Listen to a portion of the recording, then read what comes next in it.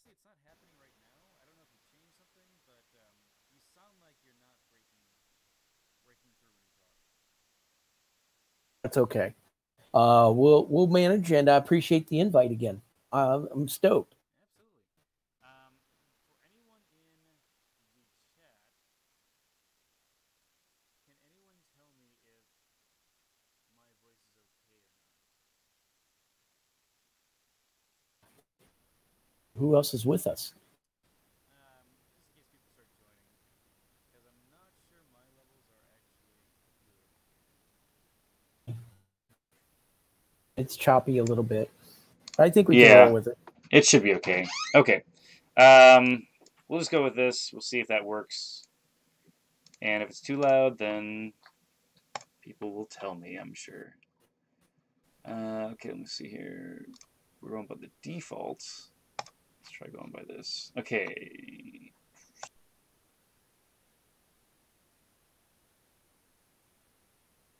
Okay, we'll just go with that and see what happens.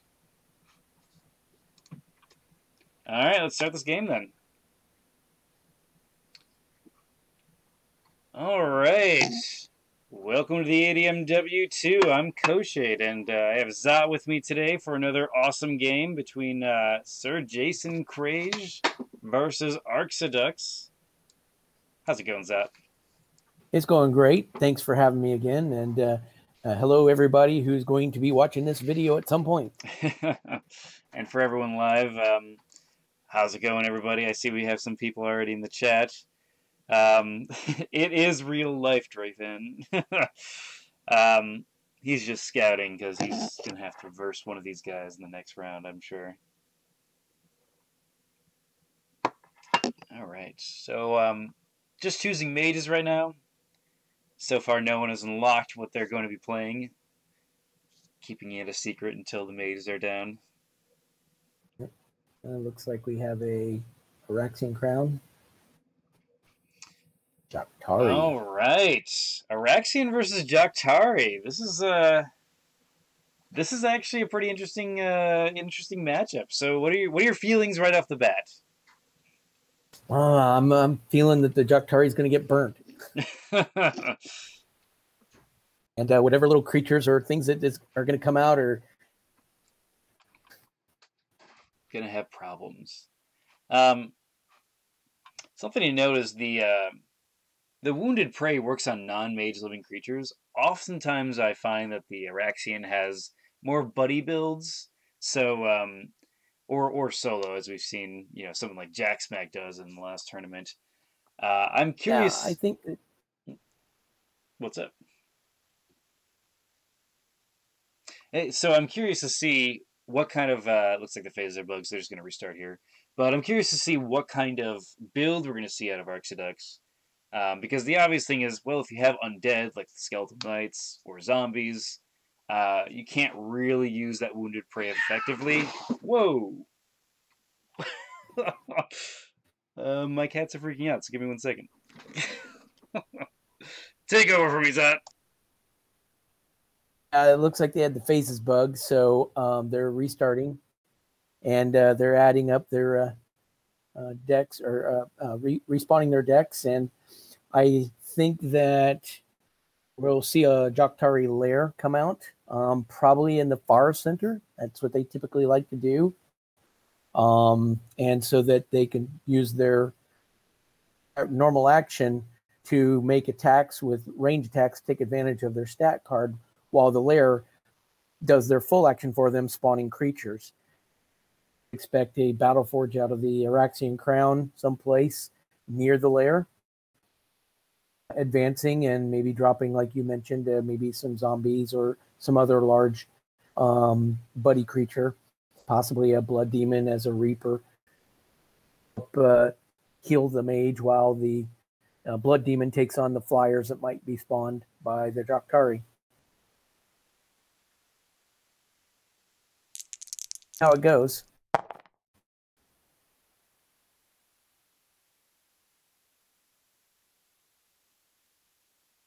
Looks like they decided to just do some dice rolling to get the initial dice array built. Okay, sorry Uh, about that. Cats, right? there's a solution for that. So get I rid love of my them. cats. I love my cats. But anyway, yeah. So what are they doing? They're testing out to make sure the board's working. Well, looks like they're mentioning they decided to do a basic die roll Oh before anything yeah, to load starts, up just to get the array built. randomroll.com or whatever it is. They've got their initial planning out of the way, and we'll see how it goes. All right.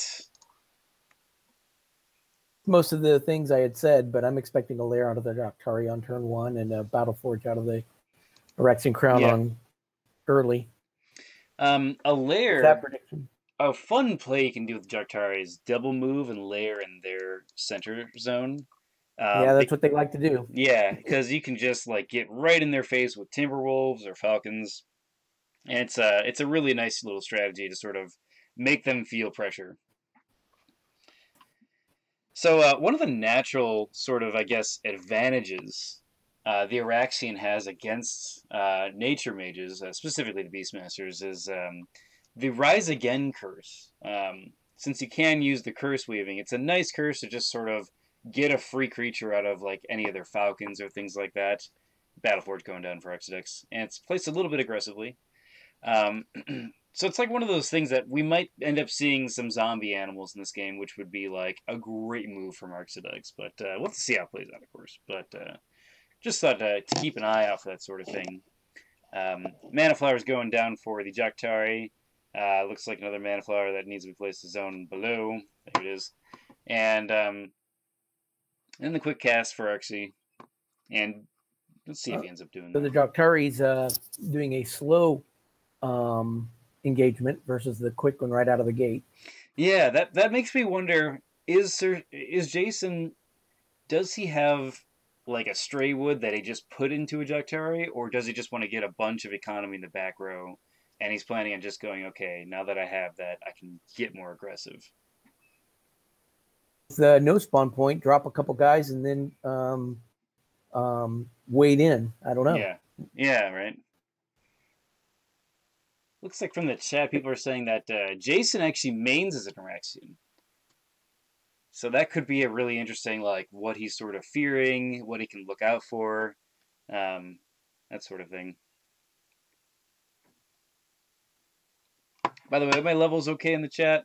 Like, can you guys hear me all right? You're breaking up really bad to me. I don't know if it's coming through on the chat the same way or not. Mic. Sounds like your max headroom with missing a lot of pieces. Right. Let me see if I can do something about that. I don't know if this helps. Yeah, Amulet of Life coming out, so that'll help offset some of the Blood Reaper activity that he may do during the game. Yeah, Sunfire Amulet. That's a really cool choice. Definitely with that Blood Reaper. I mean, one of the things about the Araxian Crown is they can get all sorts of like life regen and things like that. Just because of like, you know, regrowth belts. You have the Blood Reaper built in, so you can automatically get 2 from that. You know, you can do things such as Deathlink. Like, you can actually get a very hardy amount of just passive life. Layer comes out on the Jaktari side center. That's a pretty far back layer. So it's implying that he'd rather the battle come to him. Yeah, in my opinion, or he's going to wade in and have these creatures back him up after the fact. Yeah, I can see that.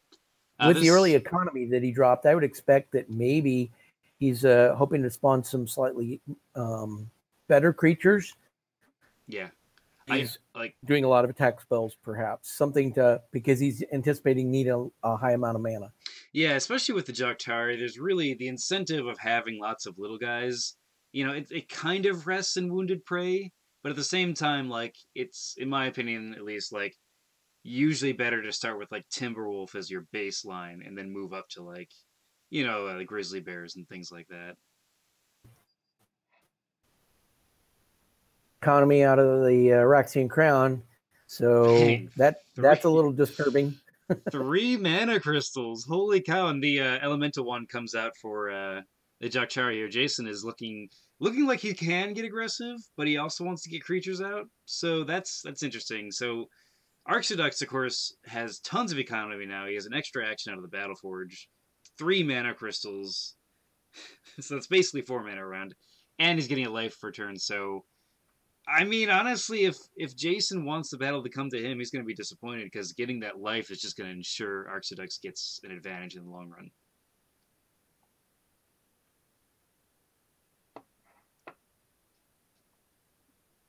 But yeah, I mean, I guess what we're seeing, like, besides this wand here, we're seeing, like, a really late game, I mean, out of the Warlock, and then we're seeing I guess a decently late, like, he's probably going to start gearing up to move in, probably the next 2 turns or 3, probably 2.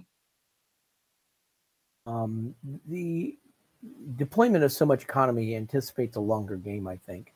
Yeah, absolutely. And, when it comes to tournament matches, it's like if you don't have your timing to be crisp on mages you don't know, then that's just setting yourself up to sort of failure. And I think a lot of players are more versed on these one spawn point kind of plays, so it's a lot easier to sort of adapt to new mages in this sort of style. Yeah, I'm sorry, Koshade, but you are coming across really bad. Now, I don't know if other people are listening in live or not, but if they might chime in, and maybe it's just my side, but yeah, you're breaking up incredibly badly. Man, that is not okay. Let me see if I can fix it really quick. Well, you're sounding fine right now. Right now? What you're doing right now is coming across great. I put the mic before closer to my face. That must be helping then. Okay, cool. And so we're seeing Arxiducs. He's taking his time to decide what cards he wants to play, and I'm guessing he's trying to judge exactly when he's going to be attacked. Because he could theoretically get attacked this round if this is a Falcon, and there's a Rouse the Beast or something like that. But I'm not sure if that means you should commit to getting armor right now or anything like that. Yeah. Yeah, and then so he's, does he prepare protection or some offense? For instance, maybe he's going to prepare his own elemental wand as a counter and blast birds out of the sky if he's worried about those. Which, I mean, birds would probably actually be really good for Arxiducs because, as I was saying earlier, like the zombies of them, they're already fast, so they just come back at normal speed and they can just help get other birds or things like that. So I'm curious to see what Jason is actually planning here. Now, do you think he's going to use this wand this round? I think could use the wand. It would not surprise me if he uses it on the Battleforge. Yeah. I was thinking if he had a Hawkeye maybe planned, and then maybe a Swell or Surging Wave, that might be a good play here. Right. So I would not be surprised by that as an early play. All right, Boots coming down for Arxiducs, putting up to 1 armor. And we see Darkfeet Asp, which is just a classic, really cheap mana creature that can mess a lot of things up for players. He's going after a mage opponent that has melee plus. Yeah, there's a chance maybe he can help deflate that a little bit. Oh yeah, and especially with the Battleforge, which you're going to have more of a geared up personal mage rather than tons of different threats in the field. Getting weeks on him will be great. Be bonus, and it's also the fact that he has 9 mana. Yeah, he channeled a small creature this turn. So if he wanted to like Swell Surging Wave or Swell, he could do that this round. So the Hawkeye plus the Swell. Plus I mean he couldn't Hawkeye, but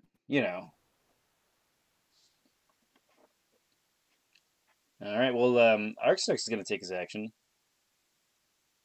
And are we going to see a creature here? Enchantments, maybe? Yeah, I would think maybe an early enchantment and a creature.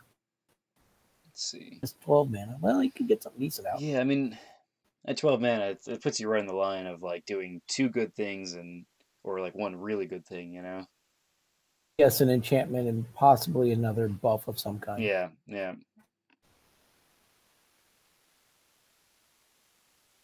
Or a little bit mana to get a good creature next round, so that he can channel and maybe get or Yeah, the Blood absolutely. Demon or what He have you. does choose the Blood Demon. Okay, so he's going to spend all his mana. Is he going to make this a Reaper? Looks like he's choosing not to. Okay. That's fine.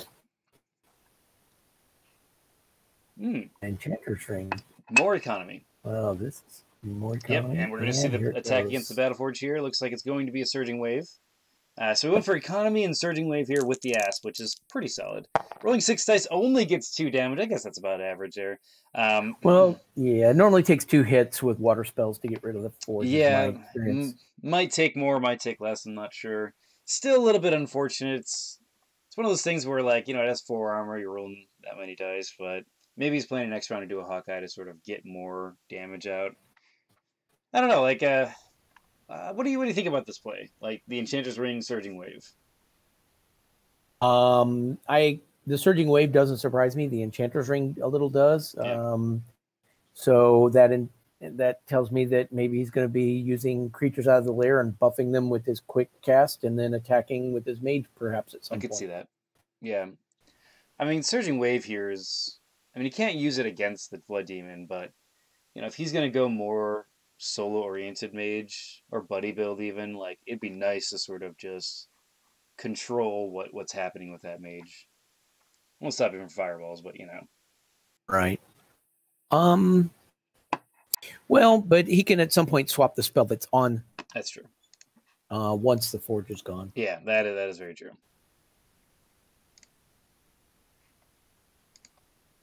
There could be a flyer there to help offset the Blood Demon.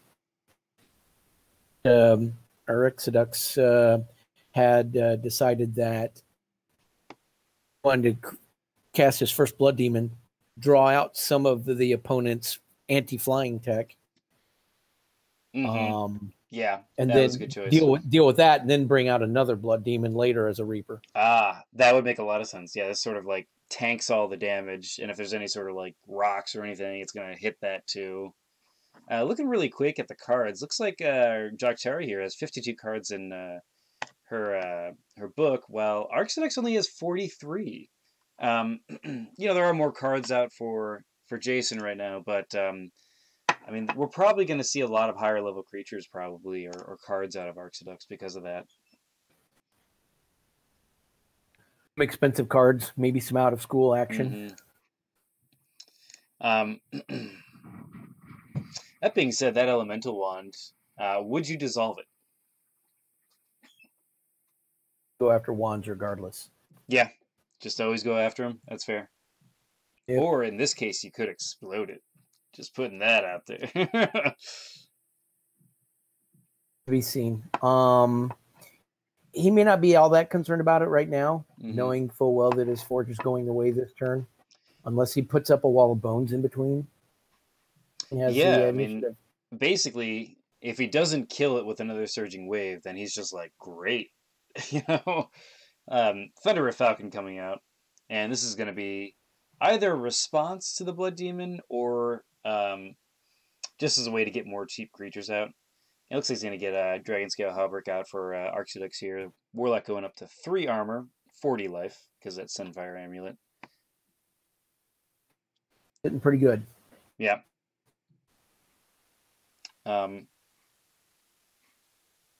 And it looks like, the Enchanter's Ring is going to activate for Joctari here, putting enchantment. It's probably Hawkeye. It could be in Akira's favor. Either one would be a good choice. I doubt it's really anything else. I guess it could be like Rhino Hide, Bear Strength, because those are just standards, but like my guess it's Hawkeye. I guess he's prepping to deal with that blood at some point. Yeah, that's a good point. Yep, Hawkeye is going to get revealed in Joctari. We're going to see another Surging Wave here. 7 dice. Should deal 3. Hopefully it gets more crits. Yes, there it is. He's going to deal 4 damage out of that, and that is going to kill it then. So you were right, sir. Average on the first roll, above average on the second. Yep. On average, two water spells gets rid of it. Yep. And that Hawkeye probably did help, just because of that extra little chance. Agreed. Yeah, it generally takes 2 attacks, is my experience. You get lucky and one-shot them once in a while. Yeah. And it's awesome. It's a good feeling, that's for sure. Especially with Jactari, when you like can turn one, like be like, if they battle forge, I could have a surging wave right there. A lot of mages have gone to having a second forge in the book because the first one just dropped so quickly. I know, right? That being said, I mean, he did get 3 casts out of it, so that's still not bad. That with the 3 mana generated, I mean, I would say it definitely paid for itself. Casts out of it so far, but yeah, I mean, he spent 10 mana on 2 surging waves, so I would say he had a net positive. Granted, the surging waves are reusable now, so it's like the spell books are a little weird, but it depends how you want to look at that.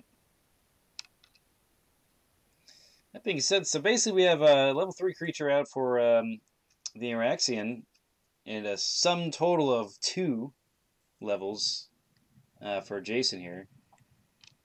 And Blood Demon is going to move in. So I'm guessing the Demon is going to try to go after the Falcon.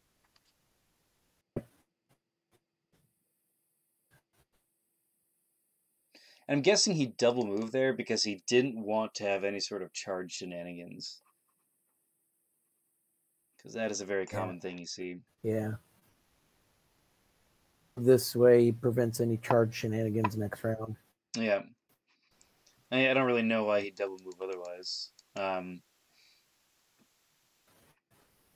He's got initiative next round. That's true. So if yeah, that is true. This way, if the Jactari decides to move a particular direction, eventually still get an attack off by being in the same zone. Mm-hmm. We're gonna see a curse go down. It looks like. Oh. Well, that could be anything. I mean, it's really tough to gauge. But what are your guesses? I'm thinking Enfeeble. What? That's gonna be. Did he? Somebody do a curse item on that. Did he do a curse item in the Gender's Ring? Or is that just a decoy to be like, I don't know, like whatever it is, I kind of feel like it should have gone on that wand. I agree completely. Like even if it was a Seeking Dispel, because I would reveal this and then be like, I'm just gonna destroy it. I don't care. Yeah, if I were Sir Jason, I'd ignore it until it gets revealed. But let's see if anything's going to happen here. It is the upkeep phase. Yeah, given that it's Jactari, he doesn't want that creature or the mage dancing around. So I would guess Enfeeble. Enfeeble. That would be a good choice. That is going to be a curse item that goes down in this ring here. I'd get rid of it. Let it go. Yeah, that's fine, man. It would have been much better on the wand. Yeah, I'm kind of surprised. Like, I wonder if that was almost a misclick. It's because I feel like the wand was more of the obvious choice. Maybe he was thinking that in the long run, the mana would probably pay for itself. Perhaps, and maybe he's anticipating going after that extra mana back in the back at some point. Yeah. I mean, he's clearly going for a mana, superiority with life as well, with his setup here. So we'll have to see.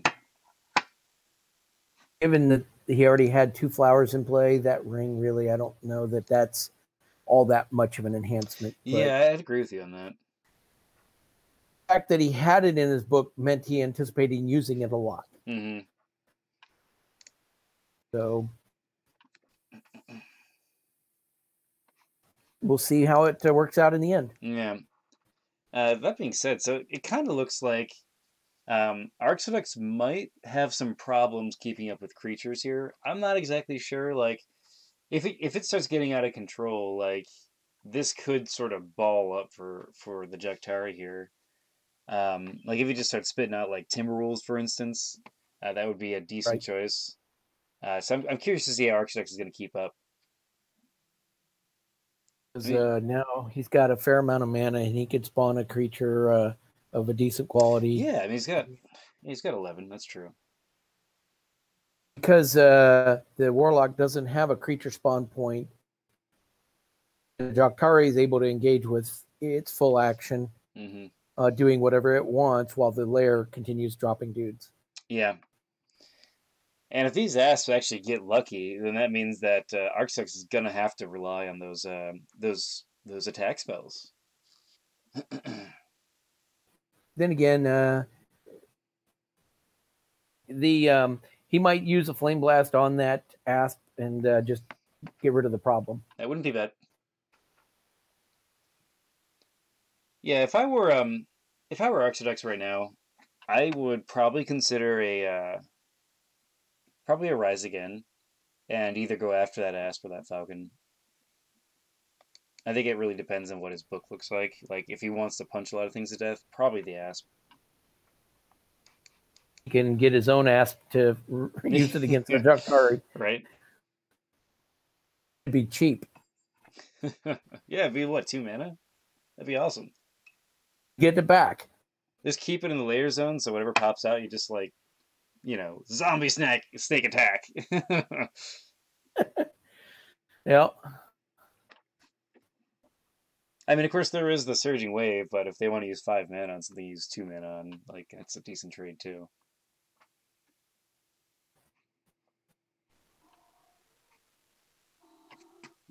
Of hindsight later in the game to find out whether the wand should have been the target or of the curse item or not. Yeah, no, it's an interesting choice. Like, Arxiducs is I know he's played Warlock before, so I want to know like why he decided that would be his choice. It'd be interesting to have post game interviews with some people to question a couple things and what they were thinking at key points in the game for both sides. Yeah, if absolutely. they'd be up for that. Yeah, I mean, interviews are very those are tough to do, but I'll see if I can talk to them and see about that, or at least like maybe like write something up and maybe they can respond on the forums or something. Yeah, at their own pace.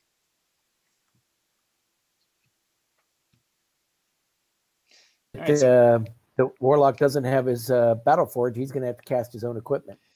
Yeah, I mean, so I guess he should probably consider casting a belt. Otherwise, like, at least he got some of his basic, like, I won't die immediately kind of armor out. You see a Bobcat come out. Oh, wow, Bobcat. Okay. Versus the Raxian, who has in school unavoidable flame attacks. So true.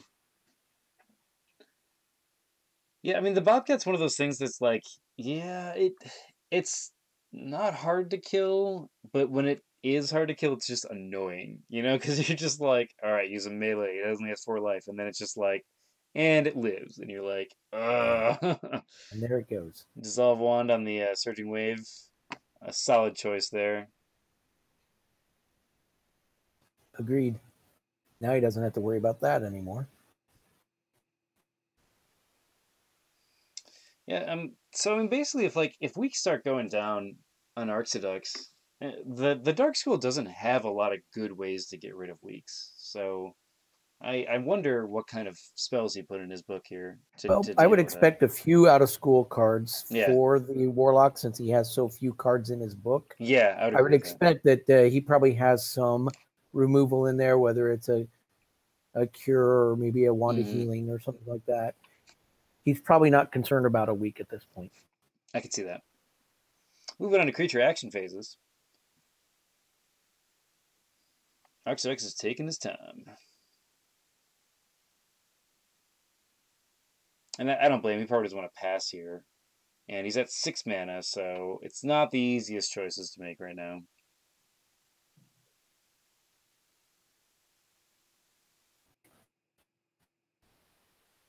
See what the Blood Demon does. Yeah. Of the bird. I would think the bird would be the right thing to attack. You get 3 dice against it.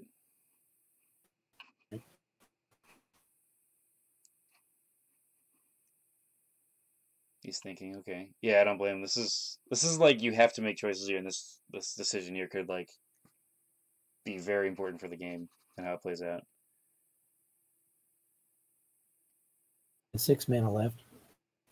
He has enough for a Flame Blast. Yeah. What to Flame Blast? And Jason's in at 10 mana with his quick and his full action, so he can pull anything out. Like we don't know what he's thinking here.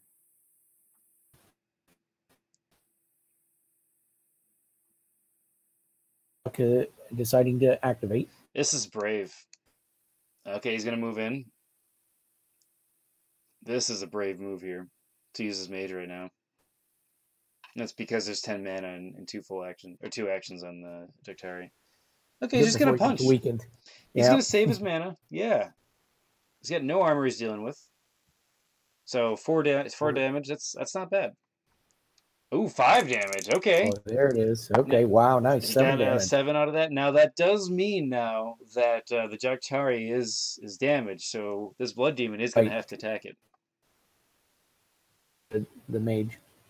That being said, it's not like Arxiducs is really in danger of dying. And we see the Piercing 2 Hunting Spear come out. This is a great weapon if no one's used it. He's going to move 1. He does get the... Oh, and he's going to go after the Blood Demon. Great choice. So he's going to get the range 1 plus Hawkeye. Rolling a total of 6 dice. And it looks like he's going to get 4 damage out of that. That's not bad. And no cripple. No cripple. But the fact that the Daktari now moved out of the zone, Blood Demon can attack whatever it wants. Demon, I would expect, will go over there and try to attack the Daktari and get some more damage on. Man, a cripple on this demon would have been brutal. Round, it could have potentially been attacked by the what is this? The Bobcat. Yeah. I mean, even the Asp coming in and doing exactly. Poison, you know?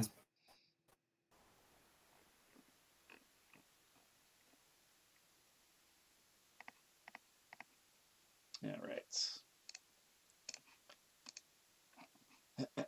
So. The mana. I don't know what you mean by paying the mana. Yep. I mean, that's the really cool thing about the Hunting Spear is, it's basically like having an elemental one that's also a melee weapon as well. And if you want to do the attack, it costs 5 mana. It's not bad. Like having a built-in attack spell. Mm-hmm. And the fact that, like, even if you don't pay the mana, it just goes back to your book, allows you to do all sorts of fun little things with that. So it's a pretty cool weapon. Which, I mean, 5 mana for a 6-die attack in this case. I mean, you can't really complain about that. Blood Demon's going to go in, roll 5 dice, getting 6 damage. That's going to recover 3, put him down to 1. Great attack there. That's going to more than a third of his life is gone. Yeah, Daktari is up to 13 damage, and that is the curse of no armor. Wounded Prey does get put on the Blood Demon. And that is going to matter. He's going to roll 4 dice. This is a high roll game, man. 7 getting rolled is 1 armor. Put him at 6 damage, 7 total. Dang. Yep. So next round, he'll be able to have some damage to try to Vampiric. Yeah, absolutely. And the Ass is going to try to move in just to get a weak on. This is not really intended for damage. It does get it, though. And no weak. I mean, 2 dice, that's not bad. Or 2 damage. Damage, but no weak. It's very rare that I see an Asp not, like, pay for itself.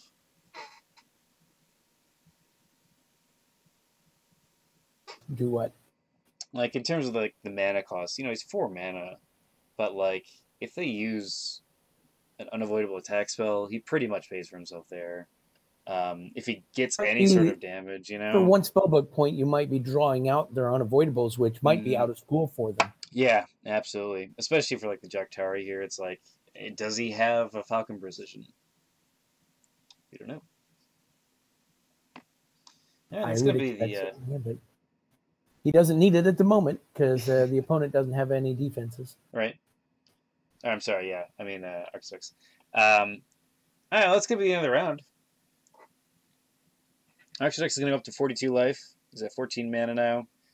The Daktari here is at 13 damage out of 34. This is a weird state here. So basically, you have I wouldn't say a ton of dice out for Jason, but he definitely has, like, more potential right now than Arxiducs has. But because of this armor and this Sunfire Amulet, Arxiducs has kind of, like, created this doorway to sort of, I can try and kill you before you ramp up more. he has 14 mana to do it with. Yeah, I mean, like a good fireball, in first quick cast, that could put him easily up to like 20 damage.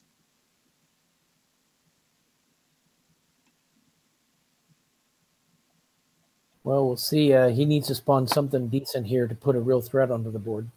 Yeah. Yeah, you mean Jason?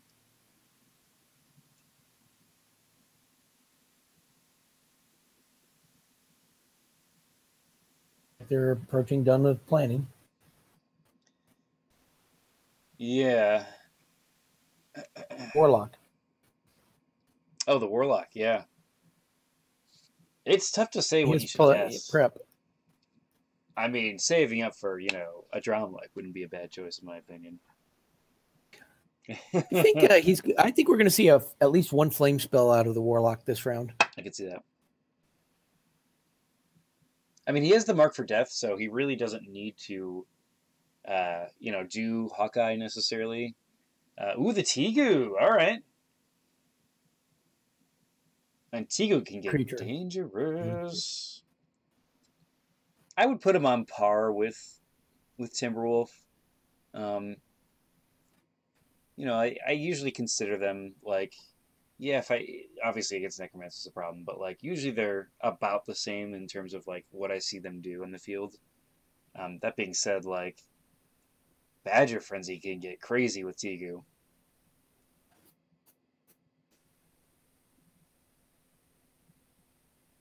All right. Jason's not going to Kari's going to do. Oh, here we go. What's he going to cast? Yeah, Jaktari's not going to do anything that first quick cast. So that gives him a free round to sort of do something. Let's just see what happens here. Gonna be a curse of some sort. What do you think that is? That's the Enfeeble. Enfeeble? All right. Jaktari running away. I was going to say it could be a Mage Bane? An Enfeeble. Oh, no, it is an Enfeeble. Yeah, there you go. All right. That is going to end the round for... doesn't end it, but makes him so he has to be slowed down. That being said, he does get this attack off. He cannot.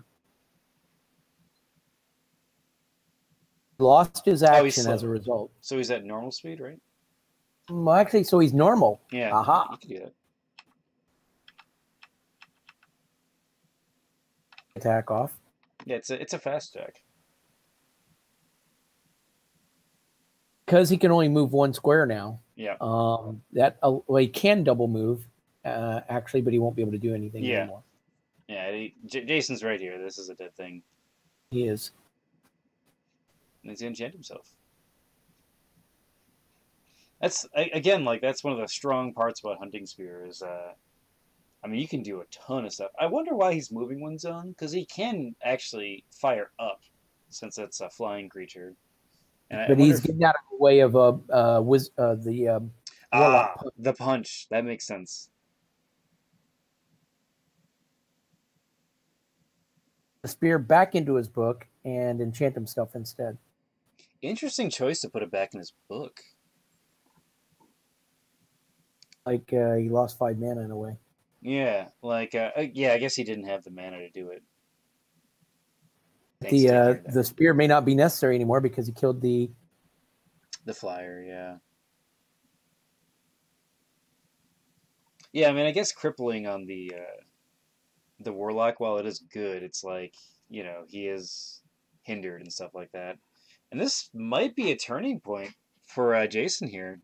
It does appear that way because now he has the only creatures on the board, and while he's got some curses on him, a lot of damage, he might be able to rid of some of that damage on himself. And meanwhile, his creatures are going to start working over the opponent.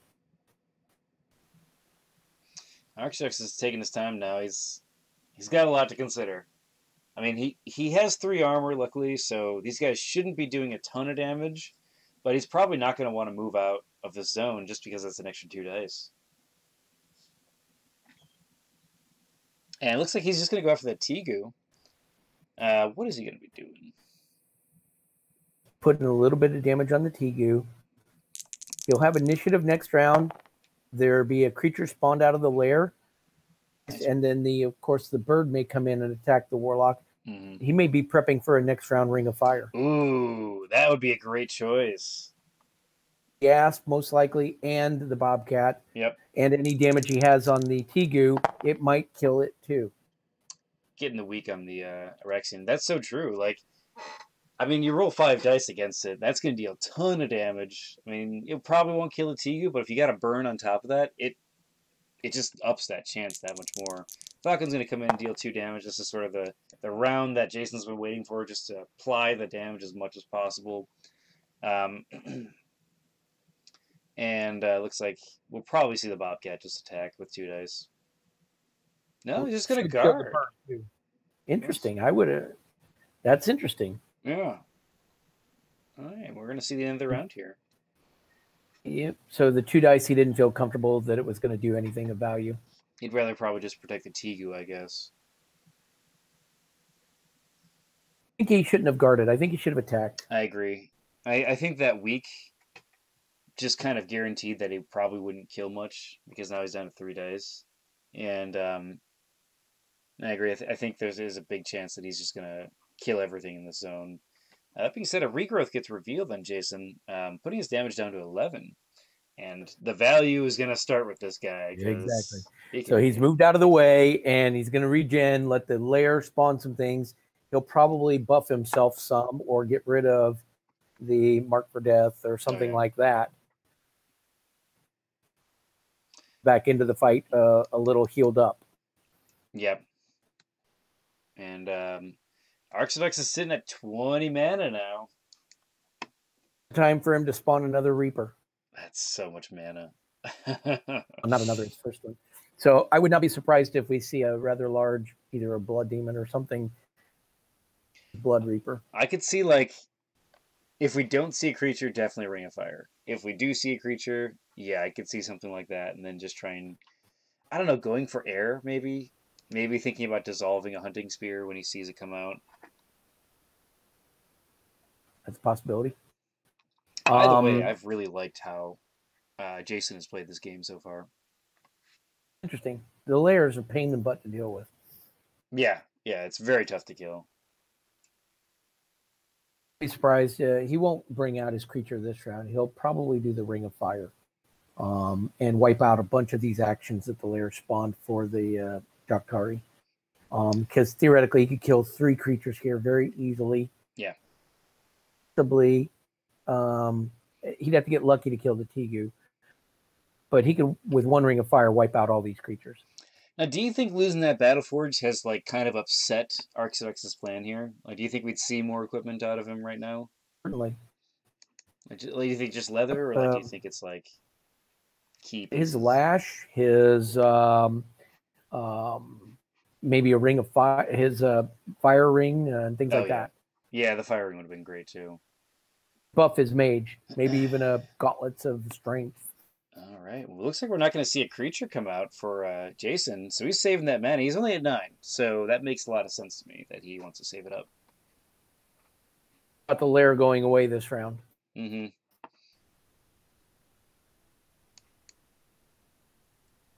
First quick cast. Looks like Arxiducs going to think about this.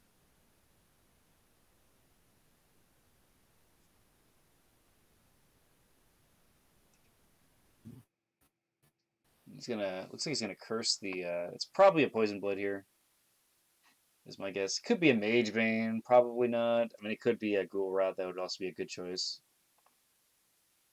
Rot would offset. Oh, and a Tanglevine. Tanglevine. Another great target for a Ring of Fire. Yeah, absolutely. I mean, it's just getting sweeter and sweeter in this zone for that.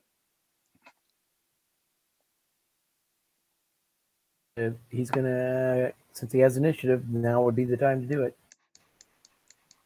All right, he's got 18 mana. Let's see what Arxiducs can pull out here.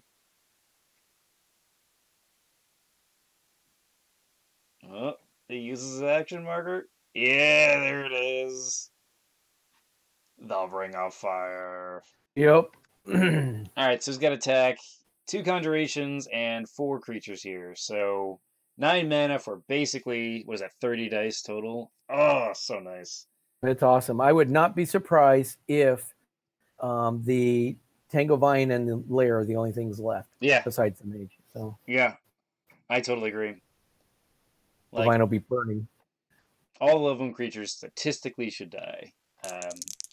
And there goes the Aspid is going to die here. Let's see how this works out. I like actually doing Ring of Fire like this, like one at a time. At a time? But I understand why people want to make it faster and auto. Auto, Bobcat should die. It has a 1 die or life deficit, so yeah, it does die. Getting 1 above, so it's a dead Bobcat. So I mean that's already 4 mana. That's already 9 mana total out of this 9 mana Ring of Fire cast. Falcon now 5 dice against 5 life. Oh, does not kill the Falcon. That's a little unfortunate. Not even a burn. Yeah. Unfortunate. And the Tegu now, it shouldn't die, but you never know. It has such low life, you might get lucky with crits and stuff. He's got 5 hit points left. Yeah. Another bad roll. That's unfortunate. No damage, no burn. That does happen.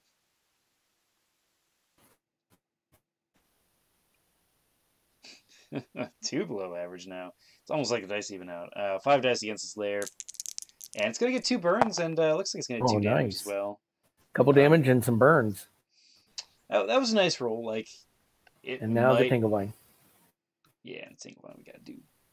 Tangle Vine's going to adds pluses, +2 on fire, so it'll be 7 dice. It might one-shot the Tangle Vine. Yeah, it should.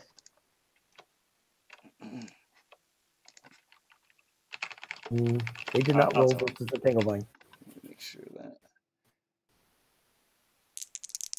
Range attacks cannot target Tangle Vine. That doesn't mean zone. Range attack, it's a zone attack. It attacks all the objects in the zone, I believe. Yeah, I'm pretty sure you're right about that. I'm going to double check.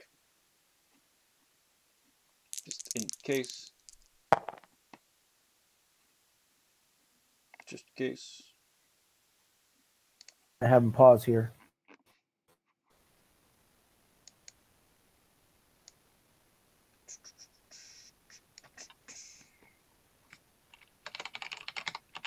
Because I'm pretty sure.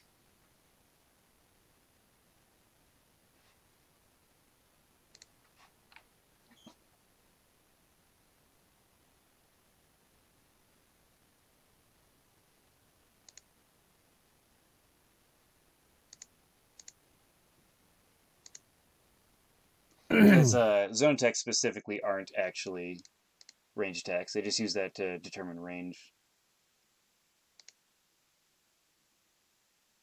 I believe that this will that it should be affected by the Ring of Fire.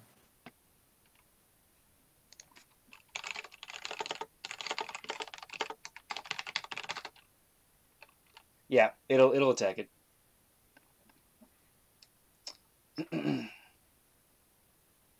So it's 7 dice.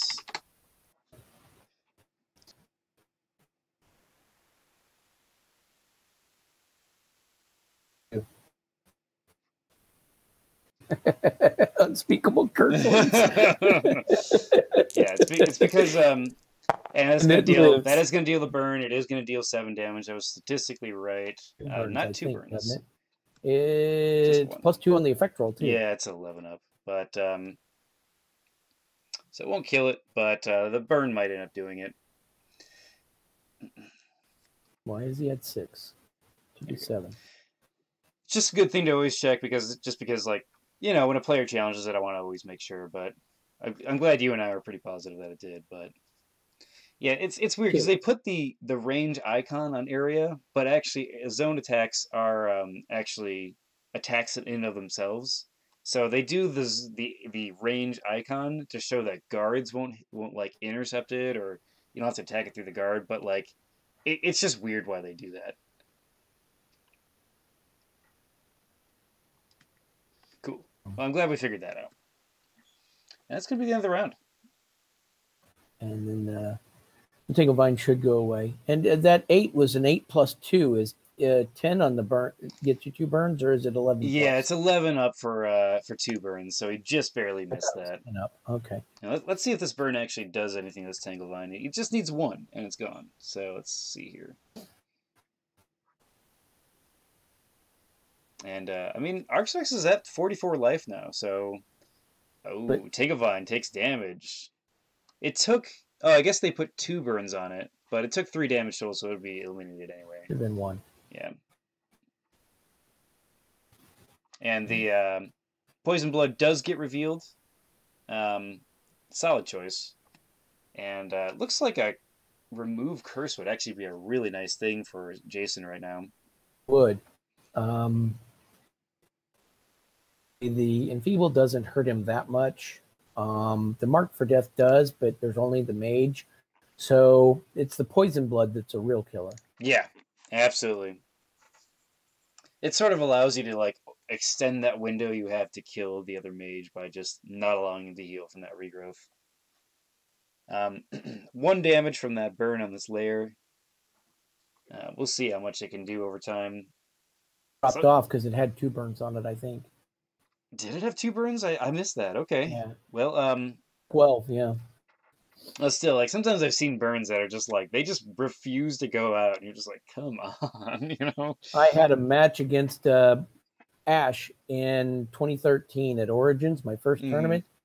He was playing a priestess that somehow got a burn on me. I kid you not, 17 damage. That's crazy, man. You know what? It's funny because I actually have a story against Ash as well, where it was my priest versus his priestess, and I did an ignite on his priestess because I was checking for Nullify and he didn't have it, and that burn did like 10 damage. He was sitting there just like, "Are you serious?" So like, I got even for you, man. The burn got repaid. I didn't want to use my book to get rid of the stupid doggone burn. Exactly. And it's like, it'll go out. 17 damage later, the thing never went out. I just ended up killing his mage instead. Yeah, I think he had like a regrowth or a temple out, so it was like it didn't really like do that much damage in the long run, but it still did the damage. It was funny to watch. Depending on getting his creature attached to the layer and a couple cards already, so he knows what he's wanting to do.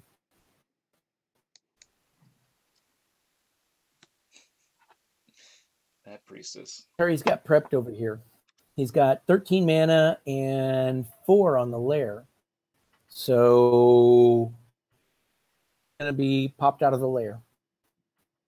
Yeah, no, I mean we could see a lot of stuff come out of here. And something in the Timberwolf range. Timberwolf. We could see another Tigu. It looks like he's trying to go for these status effects things. Would be good. You know, running 2 Tigus, that's not a bad choice. I mean, they do okay against Necros. That's like the big thing to think about. That being said, I'd love to see some Badger Frenzies out of Jason.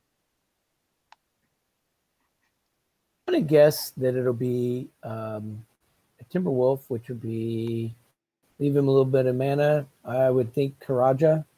Oh, yeah. Maybe. Karaja would be a good choice. You could even drop the spear and back into play and actually cripple the Warlock. Yeah, I mean, crippling the Warlock would be great right now. It basically is like a free Tangle Vine in a lot of ways. And except you get some damage out of it. Ooh, Direwolf coming out. Oh, there you go. That was in the little bit better quality than the Timberwolf. Yeah, absolutely. And one of the big things is that bleed chance right now. He has a Bloodthirsty too, which 5 dice is really good. But it looks like if he can get the Rot and the bleed on, then that is just like it's harder and harder for Arxiducs to deal with, just because it's like tons of different status effects. And at Sunfire Realm, it doesn't really save you from that bleed too much. The bleed will not go away when you gain life. Yeah. I believe. Yeah, exactly. It's only negated by healing. Ooh, and the blur gets revealed onto Jason. So he does not want to take any more curses to his face. No more fireballs. Yeah, and he didn't actually. I was expecting another Tanglevine as a possibility, but and again, he does have Arxiducs as a mage enchanted, so it could be anything. It could be an Enfeeble for all we know. I'm gonna guess Rust. Rust, that'd be a great choice. It could, I guess, be an Art Mark for Death, but you know, I don't see that happening. And getting out of the way, so the blur is gonna stick around. just going to retreat here, rolling 3 dice against this mana crystal. And he's going to get 4 damage out of it. That's pretty good. But it saves him mana. Might do something nice here.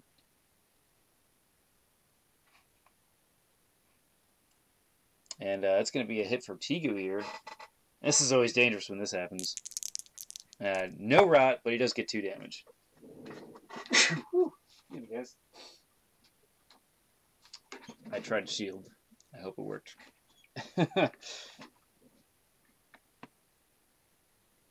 It's not a rust because he had the mana to reveal. Mm-hmm.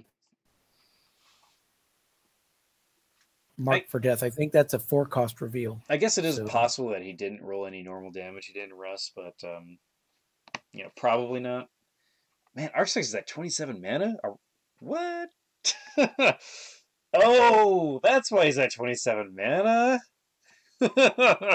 Now we see another reason why the life amulet's in his book. Yeah. I mean, Blood Reaper, you got Sardonyx, man. We see dragons coming out. So now, because that zone gains finite life, he cannot gain a life during the next round. Yeah. Life. And it looks like no 1 damage is going to come through this Falcon. It's just a little free damage. It's nice. Yeah, no, you're right. It's not only going to cost him 2 life this round, but also finite life. I guess it is possible he could, like, you know, teleport himself out of the zone with this quick cast, but oh man, how do you feel about the Sardonyx? I think that's interesting. And he is going to force push himself. Let's see if there is a nullify. There is a nullify. Great little nullify thing there. Mm-hmm. That's going to cost him 3 life, basically, as opposed to 1 for the round. So, what do you do with this Sardonyx? Do you charge? He's got sweeping attack, so the Sardonyx is going to potentially kill off 2 creatures. He's going to kill off possibly the Tigu and on attack. Yep. I mean, try to maul the new threat on the board. At the same time, the 2 creatures he is unstoppable. He could just literally charge the Jaktari.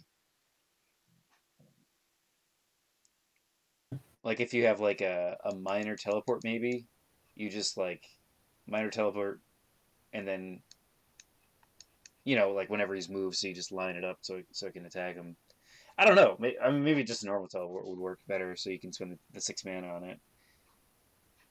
Because basically he's got 6 dice piercing 2 against the Jaktari, so I don't know. That's rough. Big clock on the board. Yeah, that's what's weird about Sardonyx is you put a clock on yourself, you know, so it like forces you to get aggressive. By the way, the burn solution is to at some point when you had too much of that festivities, you can drop your sacrificial altar and get rid of it and give your mage a big boost. Mm-hmm. Or another creature. Just to know, the layer did take 2 more damage, so it got a total of 3 from 1 burn. That's pretty nice. He didn't gain a life. He shouldn't have. Warlock is finite trait, and it cannot gain. Arxiducs, that's life counter damage 2. Did he already pay that? He did pay the 2 life, because he was at 44, I thought. Yeah, I think he was. Let's see here. We're in round 9. And this probably started, what, round 3 maybe?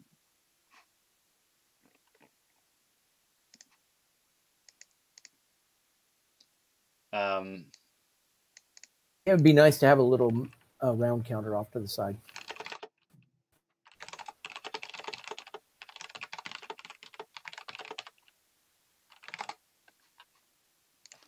Let me just notepad this up.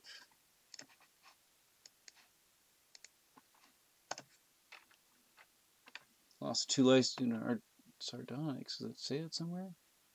Let's see if it's autoed. I don't. We'll go back and look. No, I did not. I did all manual. I Okay. thought I would have thought he was at 42 or 44 life a moment ago. Well, he definitely set it down himself.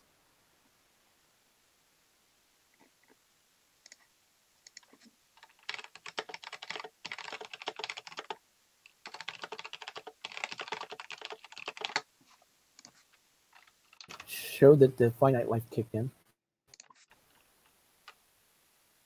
He set his life counter -2. Yeah, I think it's okay. He's asking if it automated, and he wasn't sure. And I'm just gonna watch and just make No, sure. he's I'm not. pretty sure it does, but we'll just see.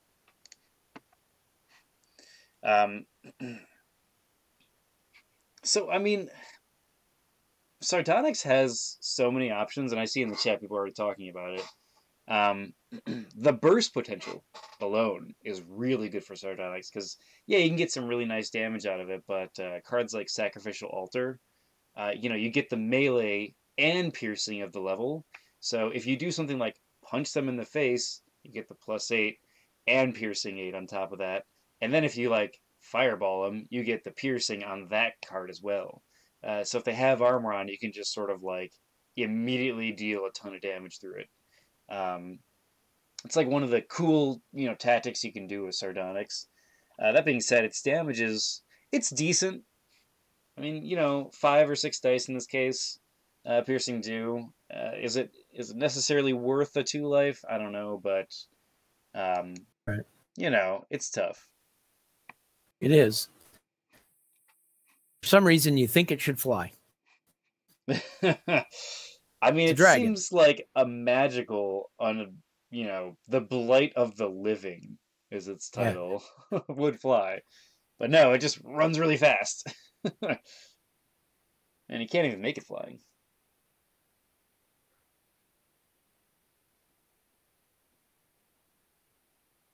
What do you think the Jok'Tari preps here? Oh, man. I mean, it's unstoppable, so you can't actually restrain it. Ooh, the mountain ram comes out. I mean, I guess surging waving it, or like dazing it so it can't actually hit you, or making sure that the enemy mage is just always in the zone as Sardonyx is probably one of the best methods. Just to like make sure it's doing its negative effects of 3 life rather than but 2 per round. I don't know. What do you think?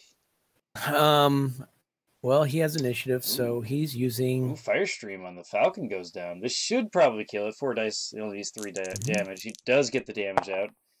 Interesting choice. So he wants to reduce the damage he's taking, is what he's trying to do. So now he's going to use Sardonyx to probably a sweeping attack and try to kill the Tegu as well. So he's using Sardonyx as a play to control the board more. So he always thinks, Jok'Tari, I've dealt with you for now. You have to spend time getting yourself in order. I'm going to take care of your threats, come back, and play the long game again. Expect the Warlock possibly to start advancing on the Jok'Tari to get away from that finite life in that zone. Oh, yeah. Let Sardonyx either continue wiping out things in the lair. The lair's still burning. Let Sardonyx take care of everything in that zone while he moves over and starts working over the Jok'Tari. Absolutely. I mean, it's a cool play. I really want to see how this plays out because I'm not exactly sure. I haven't used Sardonyx quite enough to know exactly what he's planning, so I really want to know like how this turns out for him. We'll wait and see how he's prepared to use this in his book because you have to kind of build around this creature if you're doing it. Oh yeah, I mean he spent 24 mana on it. I mean, like even if he could have gotten a Drown, like let's just say, and he would be doing some really good turns here as well. So choosing, specifically Sardonyx makes it cool. Battle Fury gets played. So maybe he's going to get rid of the Direwolf. Yeah, he wants that piercing. He could still attack 2 different creatures, if I remember right. Get rid of the Tegu and put some hurt on the Direwolf, or take a shot at maybe one-shotting the Ram. Yeah, and he doesn't have to choose right now. So regardless, it's 5 mana. So whatever he hits is going to be nice. Interesting that he chose not to move out of the zone. 3 damage gets put on the Warlock by the Tigu, by the It way. is interesting. I think that might be a mistake. Yeah, I would agree with you. Like, I would probably advance towards the Jaktari. I don't know. I don't know if that'd be a good choice, but regardless, no rot. You happy with that? Mm-hmm. Escaping all this conditions on them with 1 week is pretty good. All right, here we go. What is he gonna hit? I mean, I suppose he could hit the lair. That would be awesome if he did. It'd be an interesting Piercing choice. 2. Yeah. Yeah, he might. He probably would kill the lair. No, he's gonna go after the direwolf. So piercing 2, he's gonna get 10 dice against it. Probably won't kill it, but you know, you never know. He's gonna get average 5, so he gets. Looks like it's not counting the piercing. Oh no, is he gonna tail? Oh, he did the tail sweep. Oh, he did the tail sweep. He got 6 damage against Tigu with the tail sweep, man. Yep. Whoa, okay, that Tigu's dead. Now he gets another quick attack. Hold on. He does. He did. He use the. He used the tail attack. Yeah. Does not get the battle fury. Next time is makes a none. Don't think. I think he does. He does. Let me look yeah. at something. No, he does. He used a full attack and then immediately used a quick action attack. So okay. I think that's legit. Yeah, that's why he only took 3 damage instead of 5. That was a solid move, I think. I mean, so basically he said, I'm going to use Battle Fury. Instead of getting 2 pierce and 2 attacks, I'm going to get 10 dice, no pierce, and then 5 dice pierce.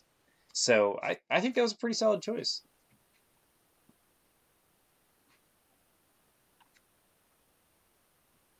Rolled very poorly against the direwolf. Yeah, that was unfortunate there. And another enchantment goes down on the Jaktari. This is a magicked Jaktari mage. It's just good and bad flying around all over the place. And also the ram gets hit something. I'm guessing that's Lion Savagery? Fury. I mean, it could be Battle Fury, or not Battle Fury. Chant of Rage, maybe? Be a weird spell to see, but I guess it's possible.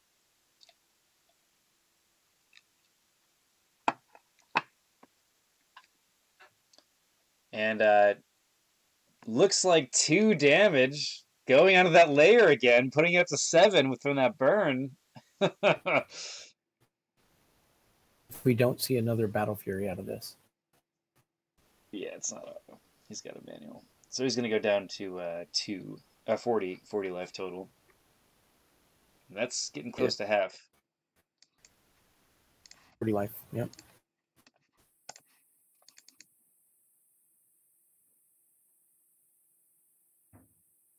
So he should drop down to 40. Yep, I'm sure he'll do it. Just got to give him a second. There it goes. You get there. I mean, it could be just like a dodge on the Mountain Ram for all we know.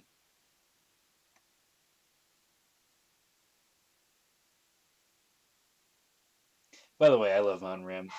It's such a cool card. Like, if you go after Conjurations, you just like... The Mountain Ram? Yeah, it's really cool. I used to use it in like a druid of mine, and I would put a cheetah speed on it to try and like keep them back and things like that. And you get nice damage out of it too. But it's a fun little card with the push mechanic. An interesting pet. Yeah, as a pet, for sure. I mean, it's that, like, can you line them up with, like, a wall of thorns or wall of something and just, like, push them through? Because, 6 up, that's not bad. Pet, it would get 2, 4, 6, 7 dice charge against a conjuration. That'd be awesome.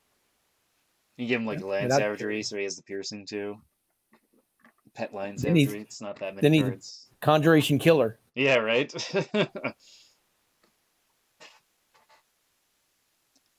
And Arxiducs is taking his time to plan here. And as we were saying earlier, he doesn't have that many cards in his book. So we've been seeing like very specific cards, I think, that he planned to use with Sardonyx. If it was a mistake to stay in that zone, though. I totally agree. I guess like he wanted to save the dice from the Mountain Ram, but I don't think that's worth it.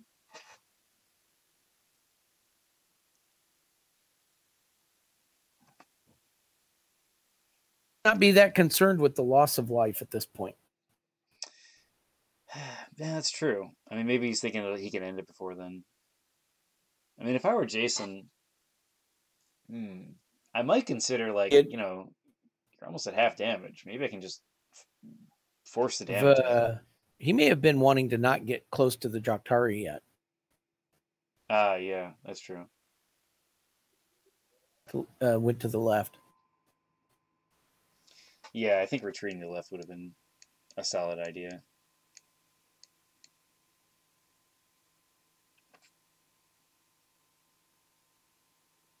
Has 15 mana for the Warlock and 13 mana and 2 on the lair for the Joctari. I'm going to guess he's not going to spawn a creature this round. Yeah, I mean, if he has an Asp or something like that, that would probably be a decent choice, but I don't see anything super expensive. And tiny. Yeah, like, I mean, if he does something like a Timberwolf, it's like, okay, that's, you want your plan to be that still. Like, you're probably not planning on moving in and doing stuff.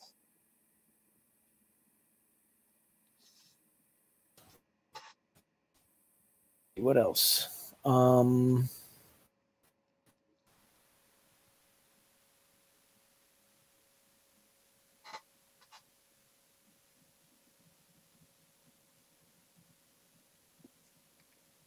I mean, Arxiducs, Well, it's kind of up in the air what we're going to see.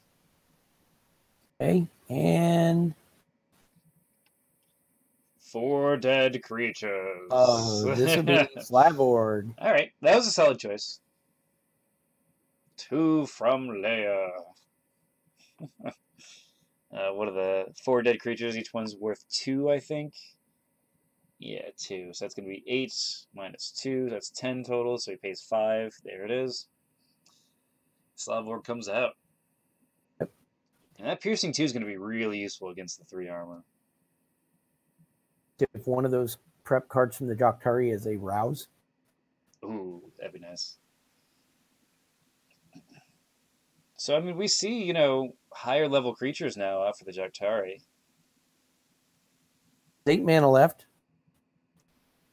And let's see. Now it's time for the Warlock to decide what he's going to do. Yeah, I mean, like, if Arxiducs wants to play this I'm going to kill your creatures game, he's going to be running out of life, I think, pretty fast.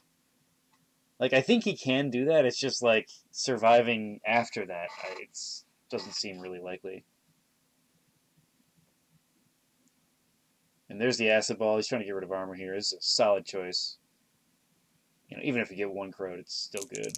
Gets 2 corrodes, no damage. It is.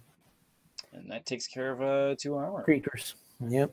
And that could be potentially 6 damage, depending on how the cards are planned.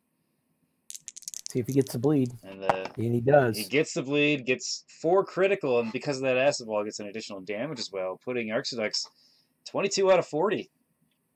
Good. Yikes. I mean, at this point in time, it seems like you need life, and like something like a Mage Wand. A Mage Wand with like a Drain or Siphon or Drain Soul or something. You know, let's get out of the zone, then cast it on the Joctari maybe, so you can Interestingly enough, a Drain Soul on the Direwolf actually kills it. Yeah, that would be a good choice. I mean, just because it's like, yeah, you're spending a lot of mana, but you see the Battle Fury tactic again. You're spending a lot of mana, but at the same time, it's like you're surviving and you're getting life. I'm guessing we're going to see the Tail Sweep into Crushing Jaw move here.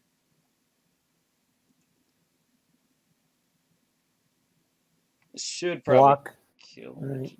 Yeah. All right, so that's going to be 5 damage against the Direwolf. Doesn't kill it, unfortunately.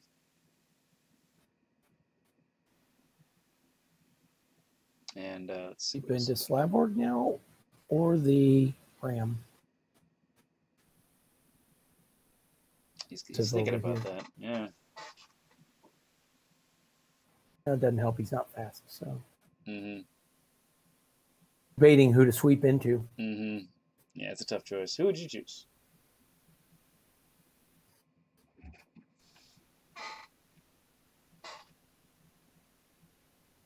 But given his health state, I think he should probably go after Slavorg, and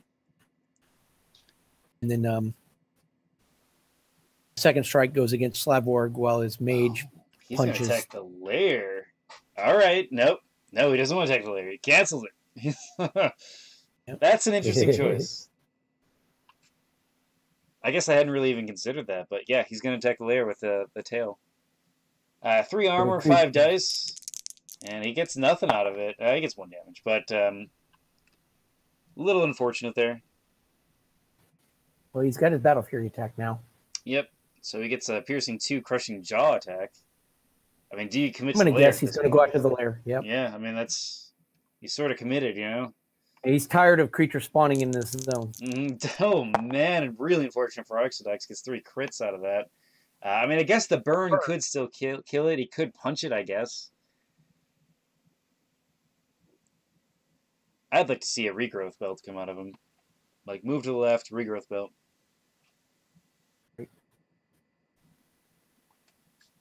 You just eat the life this round and get rid of He's going to guard. one of these threats, the lair or the...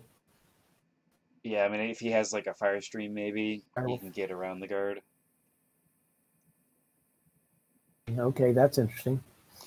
I mean, it's possible the lair will die to the burn, which would be pretty funny because that thing has been burning.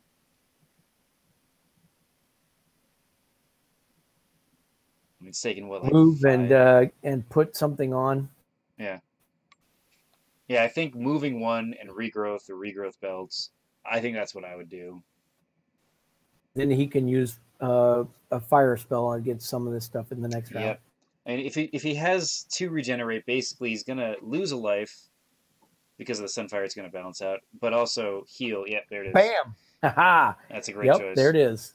And so basically, does the Jaktari have a curse rating? It can't reveal it. No, he can before he upkeep. But so let's talk about that state really quick. So he's gonna basically go down to 39 life, but he's also gonna go down to 20 damage. So that's nice. He starts turning the corner on all this damage that he's been sucking up. Yeah, like that was a really bad roll from Sardonyx. Like it should be either dead or really close to dead. But if this burn does it, then I would say all the bad rolls are even. It'd be interesting if the burn does get that. Mm-hmm. I'm gonna guess it'll be 1. Jaktari's gonna enchant herself again. Man, that's a lot of enchantments. It is. That is scary, man. It could be a ton of stuff. We could see Akuros, Bear Strength. I mean, we could see, like, you know, just defensive stuff like Glancing Blow. I'm going to guess Rhino Hide. Rhino Hide. And maybe Akiro. Yep. Okay. Here we go. Let's see what happens here. It's probably going to go away, but, you know. And the upkeep. It does 2 damage! Oh. That was fortunate for Arcs. Yeah. Oh, man! So, I mean, the Battle Fury against the lair was probably the right move. Yep. Great move, then. All right. I mean, so he has to deal with these threats. But now that puts Jason in a position where if these creatures do die, he has to hardcast them, which might open up a possibility of being able to go at the mage. Yeah. Well, creatures are all hindered now, so any new creatures that Jaktari wants, he's going to have to cast himself. Now, just to note, I believe bleed is actually you have to choose.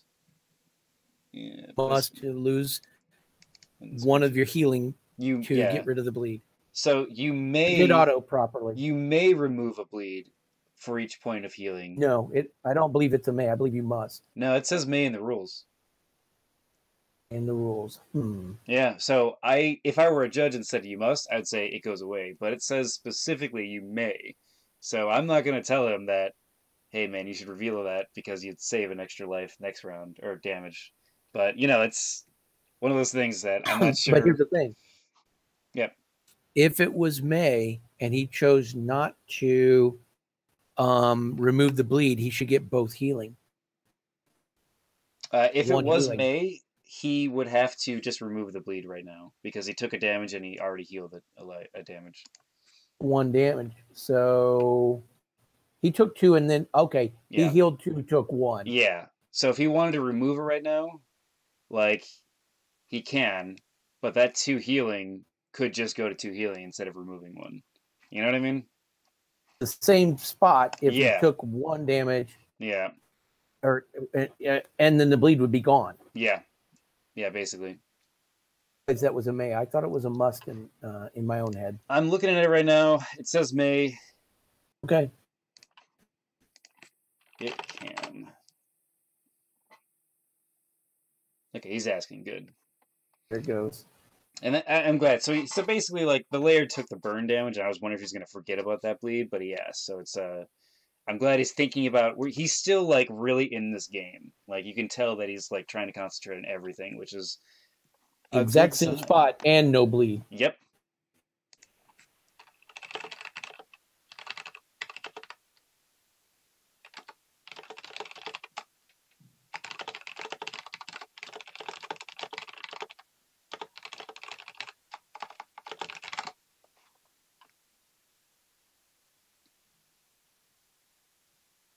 He ends up at the same spot, removing the bleed. Yep. Yep. It's kind of weird how that works. It probably should be must, but I guess there might be some fringe cases where you wouldn't want to do that. I guess. I don't actually know. Like, seems like it should be must.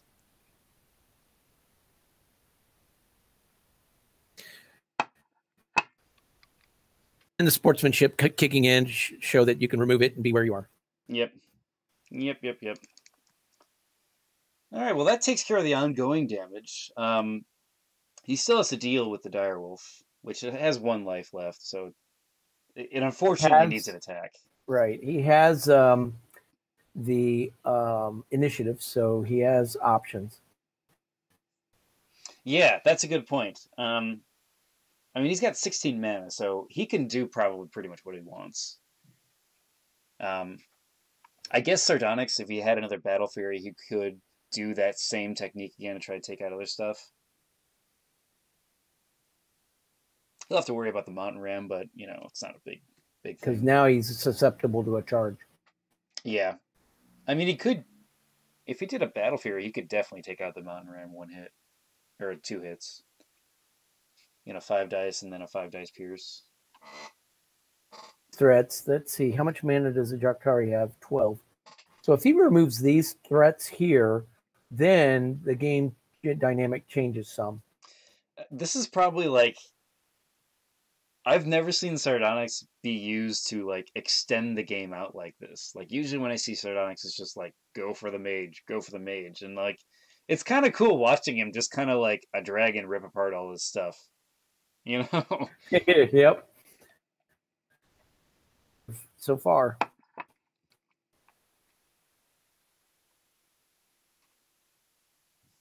And yeah, Arxiducs has taken his time to plan. I don't blame him. 16 mana. May or may not have another Battle Fury. Now we're seeing why the deck size was so low. It's a lot of out of school things. Yeah, I mean he's at 32 cards now, so man, I can't believe that burn. That was such a cool thing to watch. I was very fortunate for the Warlock. Yeah, it's a rare sight to see a layer go down, and to go down like with burns is very neat. From the chat, Dreyfan's saying that the AoE might be nice to do. I mean, 2 dice, you get 6 dice out of it and 8 up rot, so you'll probably get a rot somewhere. That would be interesting. I kind of wish that his breath attack did like 3, but like, or like, I don't know, more than just 2 no pierce. Right. I mean, the rod is still pretty good, but yeah, if it was tainted, it would actually be probably better too. But I don't know. Be right. He's already at 24 nano though, so they probably didn't want to up that more. Zone attack. Mm-hmm. The sweeping. Yeah, I mean, with sweeping he gets 10 dice. With the breath he gets 6. But I mean, the rock could be ongoing. These are all living creatures, so the rod will kick in on them. Yeah.